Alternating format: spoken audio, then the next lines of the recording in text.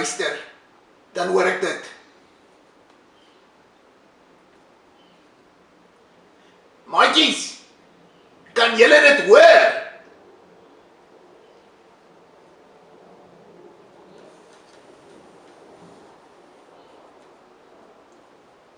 Hey, Grietjie, skrik ek nou vir jou? Ek het jou nie eens gesien nie.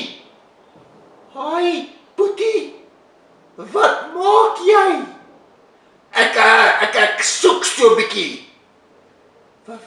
Wat soek jy? Ek soek die huilerige grond. Huilerige grond?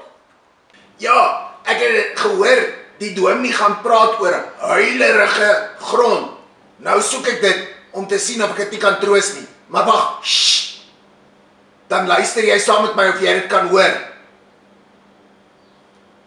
Heilige grond. Maatjies, ek dink nie dit is wat dominee gesê het nie. Ek dink ons moet vir Boetie reghelp. Wat dink julle?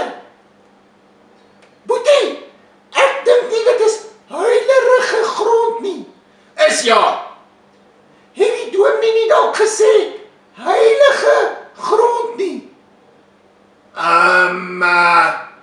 Ja, dit kan seker wees. Maar wat beteken heilige grond dan?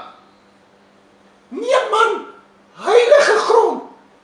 Dit is as God daar is. Heilig beteken God is by dit. Onthou jy vir Moses by die brandende bos? Daar het hy gesien daar's 'n bos wat brand en brand en brand en brand en brand en brand en brand en brand en brand en brand en aanhou brand en nie uitbrand nie, en toe gaan hy nader. En toe sê God vir hom uit die bos uit, hy moet sy skoene uittrek want hy is op heilige grond. Dit was omdat God daar was. Okay. Maar hoekom is dit heilig? Maak God die grond seer? Nie heilig nie, heilig.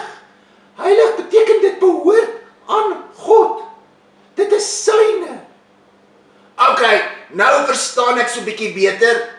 Ek wil ook op grond wees waar God is. Wat kan ek doen om dit te kry? Dit is die goeie nuus, Boetie. Jy glo aan Jesus. Jy is Jesus se kindjie. God